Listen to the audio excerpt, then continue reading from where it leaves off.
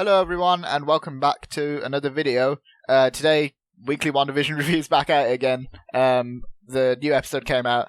Before we get into anything, I just want to say, bloody massive thanks for the last video, our last WandaVision video, the one about Mephisto, which if you haven't checked it out, be sure to. But by the looks of it, everyone's bloody checked this thing out because it's like our most viewed video. It's like 600 views and counting, and we got quite a few subs out of it. So to the new subs, welcome.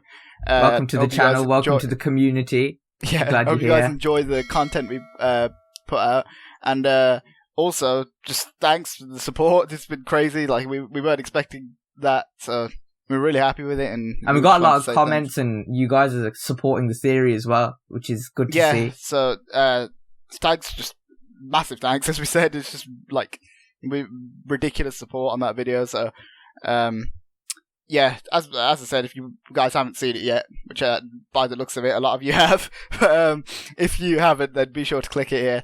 But yeah, I guess let's just get into this week's episode of WandaVision, episode 3. What's it called? Now in Colour, or something like that? Now in colour. Something to do with colour. Like that, yeah. Something to do with colour, yeah. So, I guess, what did you think of the episode overall? Just like first. I think it's the best episode, but mainly because of what happened at the end. And I liked the whole like running theme throughout the episode, and I like the look of the episode a lot better this week because obviously it was very colourful. It's like in the 70s style, wasn't it? Yeah. But, yeah, I liked it. Yeah, I enjoyed it. I thought that it was pretty interesting. There's a lot more breadcrumbs that kind of dropping to kind of hint at more things that will happen in the future. But yeah, I thought it was quite good. I thought it was fun. It's definitely setting up a lot for another episode. I guess the like quick plot summary, if we wanted to get that out of the way, was the whole episode is basically just Wanda's pregnant, obviously, as we saw in the last episode, and it's about her kind of accelerated birth cycle kind of thing. So she's gonna like give birth really quick. So Vision has to like kind of clumsily do things around the house, and obviously go and get the doctor and all that stuff. But it's less about that, more about all the other crazy things that happened in this episode. But yeah, I thought it was pretty good. Yeah, I think it's the best episode so far, personally. Yeah, I agree with that. It's by far the best episode in my opinion. We got a lot more story development as well. I guess if you guys haven't seen the episode yet, then spoilers. Yeah, we're gonna get into those now. So if you haven't seen it, go and check it out. And some very interesting things that happen in this episode. Like the beginning of the episode is pretty like standard sitcom stuff. You know, Wanda's tried to stop Geraldine from seeing the baby bump, and like Vision's tried to decide a name, and Vision said that he's not ready to be a dad and all that stuff. There was one weird scene in the episode I thought where Vision what he says. What did he say? He said like how did it happen so fast or something like that, and then it just like rewinds, and then. Because he says. I don't remember what he said. Is it when they're on the sofa? Yeah. He goes.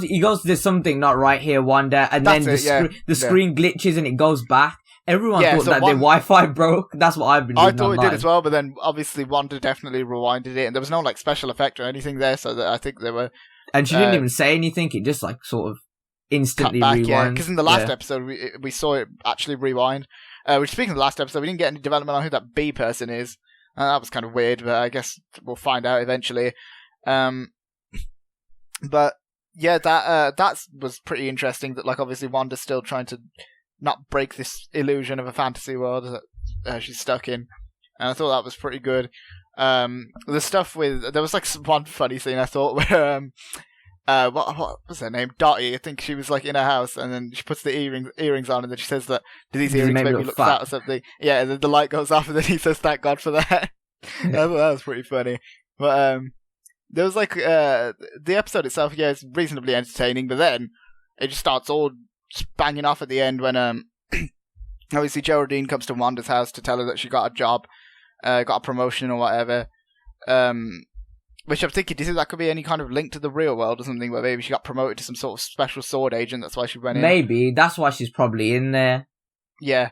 But, yeah, that was cool. Then, obviously, we have the part where the babies are born, and then that's when it all starts really kicking off, because then, obviously, Wanda gives birth to one, and then Vision's like, oh, it's happy and all that.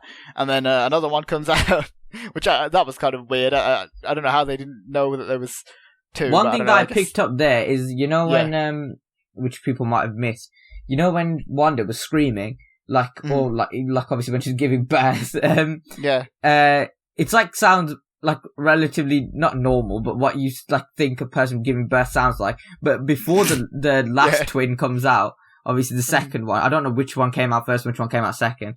But before the last one comes out, she like lets off this scream, and it sounds like it's quite like devilish, sort of sinister scream. You could tell that like in the audio, they've sort of tried to deepen the tone. So I don't think that was done. There's any significance behind that? Possibly links to like, obviously we've got a lot of links to Mephisto and stuff like that, to evil things, even like the at the start when Vision's reading that parenting book, it looks it doesn't look like a typical parenting book, even though it's based off the real world, but it's like the cover of it's like really dark and red, and apparently there's like a figure on the front and you can't make out. So I picked up on those two things. So but that could be anyone, and if it's red, then that could even be Mephisto, as you were saying. But the other thing about this episode as well was after that whole scene where the twins are born or whatever, there was the part where I guess this is where the like one scene where it all kind of comes to a head, which is where Wanda is like obviously just talking to her kids and talking to Geraldine, and then Geraldine says, "Oh, they were talking about Pietro." She says, "Like obviously I had a brother called Pietro, but he's dead." And then she says, "He was killed by Ultron, right?" So obviously we know that she's from the real world. That's our first reference of the real world in this program, I'm pretty sure. Like, aside from like the sword stuff in the first episode where like the person was like a... Yeah, that's like spoken in this world. Mm-hmm. But they had that whole scene where she says that, and then Wanda kind of like gets really annoyed and like agitated by that. And then we also, in that same scene, we like cut between Wanda and Vision, and obviously Vision's talking to Agnes and Herb. His name is Herb, right? Yeah, I think he is. Yeah. And they're obviously talking about all sorts of different things, and then Vision starts asking questions, but obviously Agnes isn't going to answer them. Herb was going to answer, and then Agnes cuts him off. But he says we are all, and then Agnes cuts him off. The people are trying to figure out what he's been saying. Maybe he was going to say we're all dead. We're all, because all those characters in what's the town called? Westview, yeah. All the characters there could possibly be dead except for Agnes and Wanda. And obviously Geraldine, because she obviously flew in. She from entered the like after, thing. Yeah. And then, obviously then we get the reveal as well that she had no home, she had no she had nothing in that world. So that kind of adds to the thing that we were saying she wasn't last week about the helicopter. Yeah, she wasn't fabricated. She was like she was the pilot of the helicopter that came and obviously the toy one that was that the Wanda toy one that Wanda had, yeah. But we have that scene, and then also in that scene, Agnes obviously says that Vision, or says to Vision that my husband isn't going to come out. He likes to live in the dark or whatever. So that's, I mean, come on, that's like even more obvious, like hints at who her husband could be. He's definitely evil. He's definitely a character of significance. Ralph is his name, right? Ralph, yeah. Yeah. So I thought that was interesting. It was an interesting thing that they kind of said. But I thought that scene was actually really good, and the way it was like edited as well, where it kept cutting back to Wanda and then cutting back to Vision, and kind of showing like, especially Wanda's more sinister side, is when she started singing in Sokovian, and then she works out that Geraldine is obviously not like in that simulated world, and then she throws her out. She throws her out of the world, so obviously she's not there, and then Vision comes back in after questioning like Agnes and Herb, and says, "Where's Geraldine?" And she said, "Oh, she had to rush home."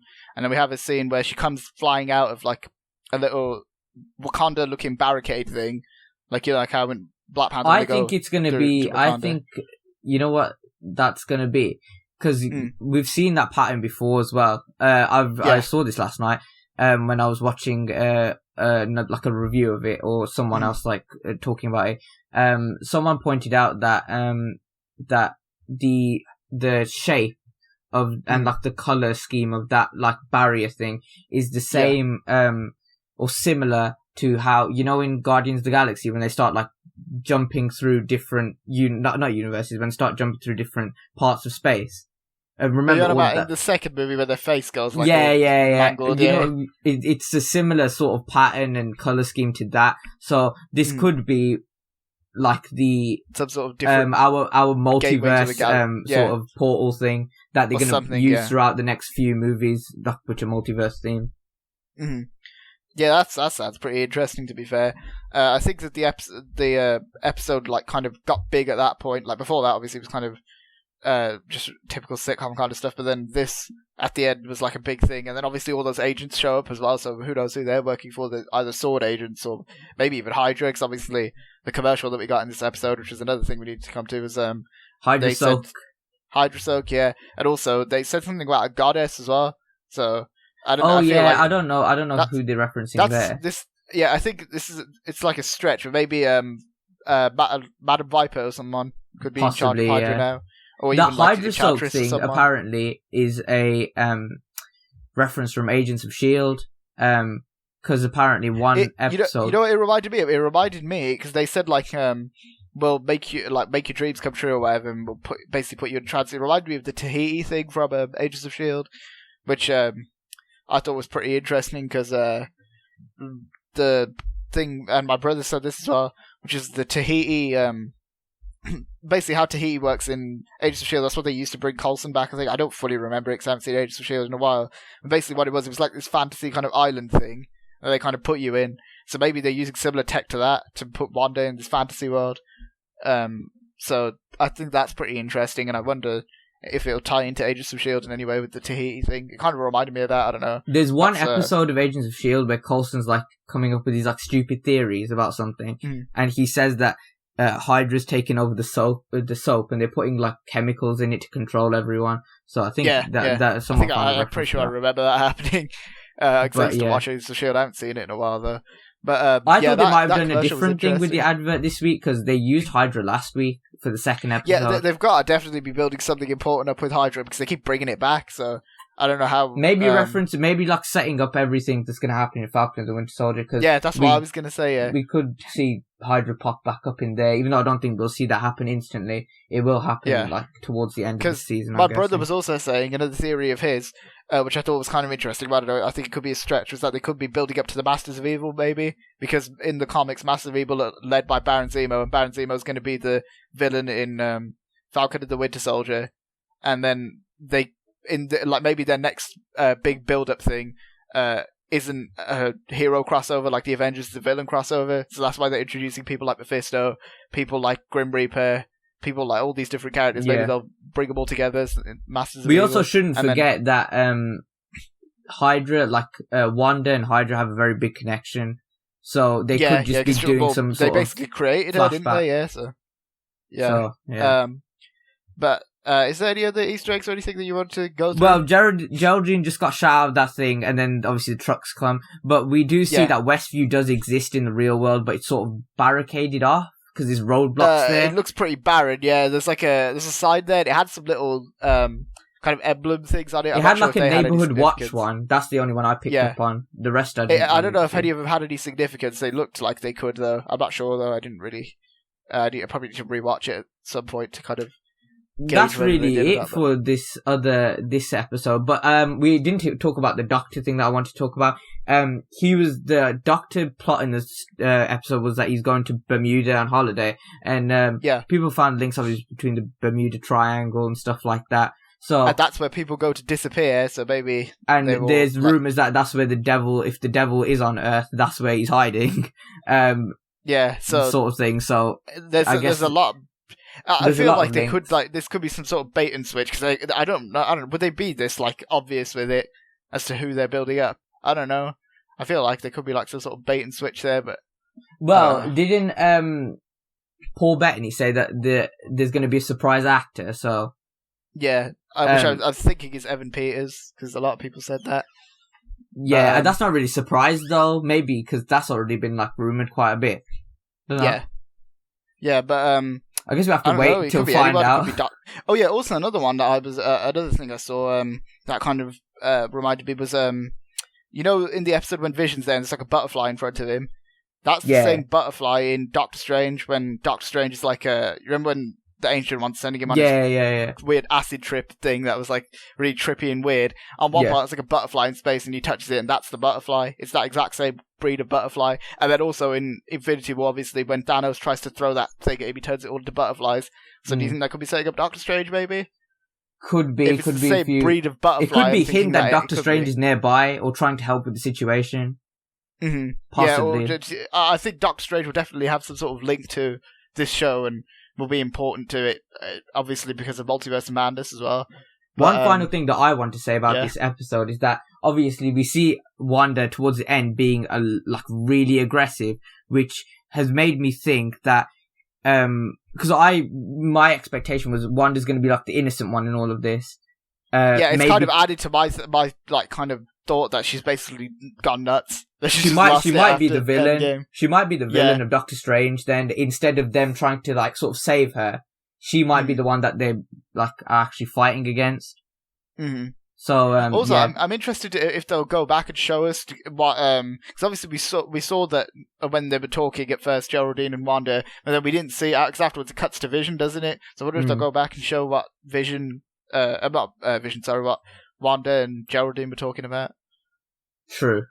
And how she throws her out, because we don't see how she actually throws her out. We just see her fly out. So, yeah. Yeah, and then she's gone in the next shot. I guess we have to wait. I think for next episode's predictions, my predictions are it can either go one way or the other, like I sent you before. They're either going to ignore all the sword things for next episode and just keep it a sitcom, because they could ignore it now that Geraldine's gone flying out, or they could focus fully on the sword thing. Next episode's going to be the Halloween episode, I think.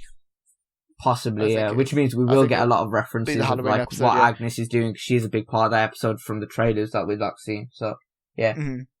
That's really all I have to say. Overall, a good episode. I thought it was a fun episode, more towards the end. Oh, one funny part of the episode which I liked was the stalk. Like the stalk walking around. That was quite weird funny. Part where Geraldine is like, she walked into the room with the crib or whatever, the stalk just like pushes itself up against the wall. Yeah. And that was quite funny. That was funny. Yeah. But yeah, that's pretty much all I have to say. Same. Overall, a great episode. Yeah, I thought it was fun episode. A lot better than not the other two episodes are bad, but I think it was like a lot better than the other two episodes. I thought it was a lot more fun and more interesting. But yeah, I guess that's it. So if you guys enjoyed this video, be sure to leave it a like. Be sure to check out our Instagram, link in the description. Be sure to subscribe for more videos like this. Thanks for watching, guys, and we'll see you next time. See ya.